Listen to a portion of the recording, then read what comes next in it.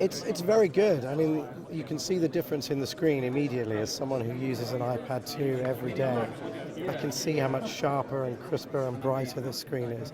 So it's a huge difference. And certainly for people who look at a lot of photographs, or even people reading ebooks, the typography is going to be so much sharper and clearer. And I think that's fantastic.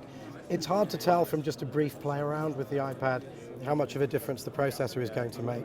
I can see that opening the apps is very fast and the apps themselves are responsive.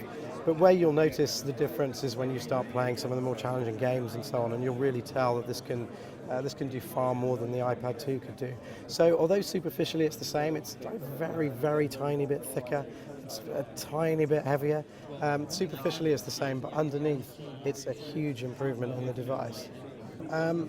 I think that where Apple is at now is with a device like this, it is a large screen with a button.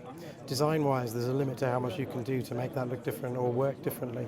So what they're doing is they're changing the features under the hood. They're trying very hard to keep the battery life the same. That was an important point they singled out during the keynote, that the battery life is 10 hours, the same as for the previous models. So they're upgrading what they can while also keeping the performance stable. But the key is aiming at people who haven't bought into iPad yet. So this is them saying that you may well have seen one and liked one and thought that you wanted it, and we've now made it even better and it costs the same as it did before.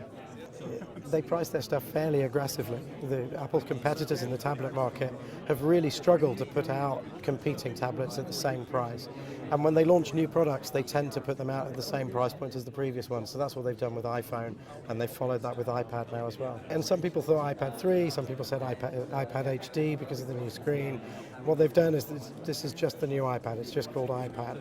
And that follows what they used to do with the iPods. The iPod range, each new one that came out was just the iPod.